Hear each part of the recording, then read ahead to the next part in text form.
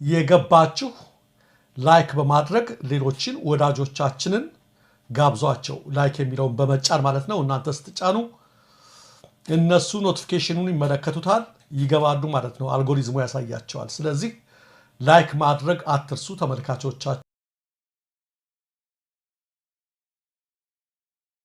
የተቃውሞ ሰልፎች እየሄዱ ነው። ቪዲዮዎችም ደርሰውናል፣ ፎቶግራፎችም ደርሰውናል። በተለይ በኦሮሚያ ሰሞኑን አብይ ተጨንቋል። ወደዛ ለመመሸግ ነው ወደ ብሔሩ ለመግባት የሞከረው። በባሌ፣ በሮቤ፣ በጅማ፣ በነቀምት፣ በሰበታና በሌሎች ከተሞች በርካታ ዩኒቨርሲቲ ተማሪዎች ከአስተዳደራዊ ጥያቄና ተያይዘው ሰልፍ እየወጡ ያሉበት ሁኔታ ላይ ነው። ትናንትናና ዛሬ በተለይ በብዙ ቦታ ተቀጣጥሏል። ይቺ እንግዲህ ያው ምክንያት ፍለጋ ነች። አብይ አይተው ከሆነ ሰሞኑን እንትን ላይ ወጥቶ በቃ ኃይለኛ ኦነግ ሆኖ ነው የወጣው በኦቢኤን ላይ።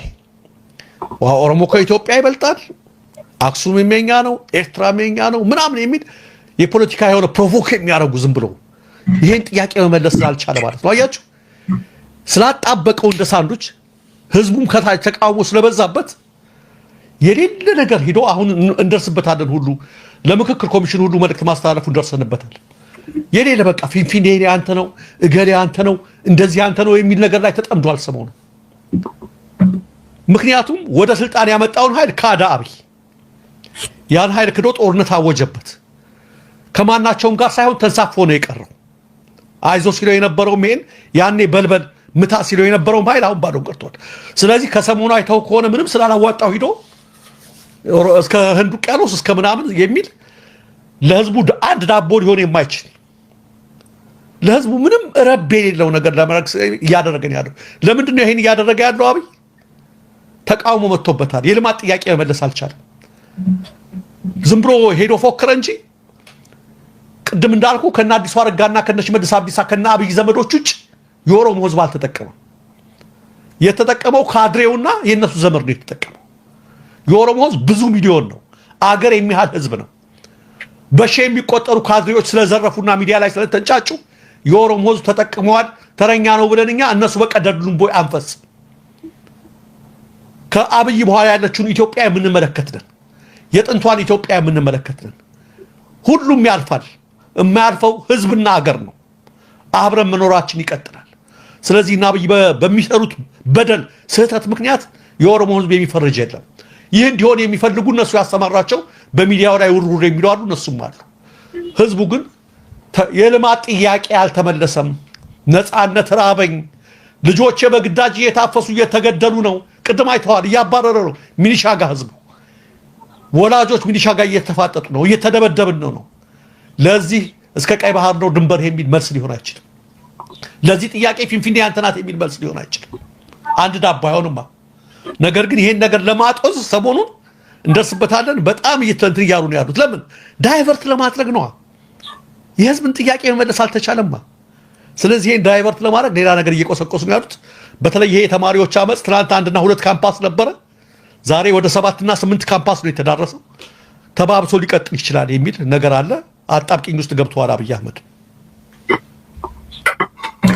መልካም እዚሁ እንዳልከው ምናልባት በአብይ ዙሪያ ላይ ያሉት ቅድምም ነካ አድርገህ ገልጸዋል። ይሄ አዲስ አበባ ፊንፊኔን በተመለከተ እንግዲህ አንዳንድ የኦሮሞ ሊቃን ወይም ደግሞ እንደዚህ የፖለቲካ ሰዎች ነን የአደባባይ ሰዎች ነን የሚሉ ወጥተው በተለይ ልክ ኦሮሞ ህዝብ ያጣውን ተቀባይነትና ፍላጎትን በሌላው ነገር ላይ ጭኖ ያንን ለማምጣት የሚደረግ ጥረት አለ። እጅግ አሳዛኙ ነገር ላይ ደግሞ አሁን የአዲስ አበባ ዩኒቨርሲቲ ፕሬዝዳንት የሆኑ ትልቅ ቦታና ትልቅ ማዕረግ ነው። እዛ ላይ የተቀመጡ የዩኒቨርሲቲው ፕሬዝዳንት አሁን ላይ በምክክር ኮሚሽኑ ስም እዛ ላይ ወጥቶ ምሁራን ናቸው፣ ሀሳብ ይሰጣሉ፣ አስታራቂ ሀሳብ ያመጣሉ፣ እንደ ሀገር የተሻለውን ነገር ያመጣሉ በሚል ሽፋን ገብተው የኦህዴድ ብልጽግናን ፍላጎትን በተለይ የጽንፈኛ ኃይሎችን ሀሳብና ፍላጎትን ያላመዱበት አንድ ሀሳብ በተለያዩ ድረገጾች ሚዲያዎች ላይ እየተላለፈ ይገኛል። እሱን እንመለከታለን። ይኸው ምንድነው? ቆይ ይሄ ሰውዬ አሁን ያልከው ሰውዬ ዶክተር ሳሙኤል ክፍሌ ይባላል። በጣም የሚያሳዝነው ተመልካቾቻችን ከታች የሚታየው የአዲስ አበባ ዩኒቨርሲቲ ነው ፎቶ ላይ። የአዲስ አበባ ዩኒቨርሲቲ ፕሬዝዳንት ነው። የአዲስ አበባ ዩኒቨርሲቲ ፕሬዝዳንት እኔ ፕሮፌሰር ብርሃኑ ነጋ እንዴት ሹመቱ መቼም እርግጥ በአብይም ቀጥታ ሊሆን ይችላል። ይሄን ሰውዬ ፕሬዝዳንት እንደሆነም ግራ ስለገባኝ ነው። እንደምትመለከቱት ምክክር ኮሚሽን ውስጥ ገብቶ ከሚረብሸው መካከል አንዱ ነው። እንደምትመለከቱት ያለው ነገር ነው ቃል በቃል ከላይ ያለው the issue of ፊንፊኔ ሲቲ concerns only ኦሮሞ። የፊንፊኔ ጉዳይ የሚመለከተው ኦሮሞን ብቻ ነው። I can't come for discussion with ሀበሻ። እዚህ የመጣሁት ከሀበሻ ጋር ልክ እነዚህ ድሮ ኤክስትሪሚስቶች እንደሚሉት ከሀበሻ ጋር በዚህ ጉዳይ ላይ አፌን ጉንጨን ለማልፋት አይደለም የኛ ናት ይላሉና ምክክር ኮሚሽን ውስጥ የኦህዴድን ነገር ይዘው የገቡትና አብይ አስርጎ ያስገባቸው ዋናው መልእክተኛው ይሄ ሳሙኤል ክፍሌ የተባሉ ሰውዬ ናቸው። ምንድነው የሚሉት በጣም የተናገሩትና እዛ የተቆጡባቸው ፊንፊኔ ለቄሮ እንደምታዩት ነው የደም ካሳ ሆና ለኦሮሞ ህዝብ መሰጠት አለባት። በጣም ግራ የሚያጋባ ንግግር ነው። ቄሮን የአዲስ አበባ ህዝብ የገደለው ይመስል ማለት ነው። ቄሮን የገደሉት ትህነግና ያው ያኔ ህወሓትና ኦህዴድ ናቸው አብረው ተገድሏል ከተባለ መስዋዕትነቱ ያኔ ደግሞ ለዛ ነፃነት መስዋዕትነት የከፈለው ቄሮ ብቻ አይደለም። ፋኖ የአማራ ወጣቶችም አሉ፣ የአፋር ወጣቶችም አሉ፣ የጉራጌ ሁሉም ሞት ከፍለዋል መስዋዕትነት። የደም ካሳችን ናት፣ ይሄንን ለድርድር አናቀርበውም የሚል ይሄን ነገር ተናግረዋል። በጣም የሚገርመው ግን ይላሉ ይገርማል ይድነቃቸው ይሄ ሰውዬ የአዲስ አበባ ዩኒቨርሲቲ ፕሬዝዳንት ሆኖ ሳለ ይላሉ ስለ አዲስ አበባ በተደረገ ውይይት ተሳስተው በድንገት ከአፉ አዲስ አበባ የሚል ቃል አልወጣም። ተሳስተው ግን ታይትሉ ምንድነው? አዲስ አበባ ዩኒቨርሲቲ ፕሬዝዳንት ነው። ፊንፊኔ ነው የሚለው። በፍጹም ስሙን ለመጥራት ሁሉ ይጸየፋል። በጣም የሚገርም ሰውዬ ነውና ይሄንን ነው አብይ እዛ ያስቀመጠው በዩኒቨርሲቲ ቦታ ላይ እንድታውቀው ብዬ ነው። አብይ የኢትዮጵያ መሪ ነኝ የሚለው ምላሱ ላይ ነች ያለ ነው። አዲስ አበባ ዩኒቨርሲቲ ያስቀመጠው አሁን ደግሞ እዚህ ውስጥ አስገብቶ ተረብሾ እንደውም ዛሬ መግለጫ እየሰጡ ነው። አሁን እናንተ ስናወራ እንትና መስፍን አርአያ እየረበሻችሁ እንትን እያደረጋችሁ እኛ እንኳን ነው ስለ እንዲያላችሁ እናንተ ባለስልጣናት ለምን ነው የምትጫኑት? ስለ ሀገር እያሰብን ስለ መንደር እያወራችሁ እያሉ እብድ ሆነዋልና እኛን ወስንም አሉ። ደግሞ ዛሬ ፈርተው ምክረ ሐሳብ ነው የምናቀርበው እኮ ምናምን የሚል ነገር እስከ መናገር ደርሰዋል።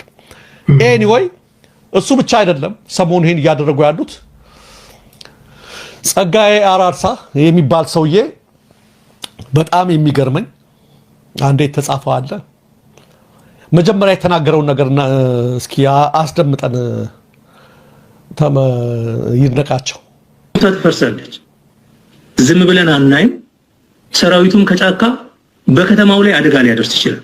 ካሁን ጀምሮ እንደዚህ አይነት ውይይቶች ተደርገዋል። ኦሬዲ ሰራዊቱ በቀጥታ ከተማው ላይ ያነጣጠረ ጥቃት ማድረግ አለበት። በተለይ ኮሚሽኑ ላይ አገሪቷ ተፈርሳለች ዝም ብለን አናይም። ሰራዊቱም ከጫካ በከተማው ላይ አደጋ ሊያደርስ ይችላል። ካሁን ጀምሮ እንደዚህ አይነት ውይይቶች ተደርገዋል። ኦሬዲ ሰራዊቱ በቀጥታ ከተማው ላይ ያነጣጠረ ጥቃትን ማድረግ አለበት። በተለይ ኮሚሽኑ ላይ ያነጣጠረ በግለሰብ ደረጃም ይሁን በአባሎች ላይ እንደ ተቋም ያነጣጠረ እርምጃ እንዲወስድ ጥሪ ተላልፏል። ኦሬዲ አክቹሊ ይሄ ይደረጋል። የኦሮሞ ወጣት የኦሮሞ ህዝብ በአጠቃላይ ይነሳል። የኦሮሞ ፖለቲካ መሪዎች የሲቪል ፖለቲካ የሚያራምዱት ማለት ነው። የኦሮሞ ሊቃን፣ የኦሮሞ አክቲቪስቶች፣ የኦሮሞ ምሁራን ለህዝቡ ታላቅ ጥሪ እያስተላልፉ ነው። ከባድ ነውጥ ከኦሮሚያ ይጠብቃቸዋል። ኢንፋክት የኦሮሚያ ክልል መንግስት ራሱ ዝም ብሎ የሚያየው ጉዳይ አይደለም። የኦሮሚያ ክልል መንግስት የሽመልስ አብዲሳ መንግስት ዝም ብሎ የሚያየው ጉዳይ አይደለም። ስለ አዲስ አበባ ነው የተናገረው ጸጋዬ አራርሳ። በነገራችን ላይ ያ ሳሙኤል ክፍሌም እነዚህ የሚናገሩት ነገር አብይም በእንትን ወጥቶ ምክክር ኮሚሽኑ ላይ ስለማይችል በሚዲያ ወጥቶ የኦሮሞ የመሬት ጥያቄ አልተመለሰም ብሎ በሾርኔ ድጋፉን እየሰጣቸው ነው። ለማንኛውም አንዴ ተጻፈዋል ስለ እንትኖችና ይሄን እነዚህን የሚመለከት ነው። እኔ ባህር ውስጥ እየኖሩ የማይረጥቡ አሳዎች የሚል አባባል አለ ይድነቃቸው። ስልጣኔ የሰለጠነ አገር በመኖር አይጋባም። ለዚህ ምሳሌ ይሄ ሰውዬ ነው አንዱ።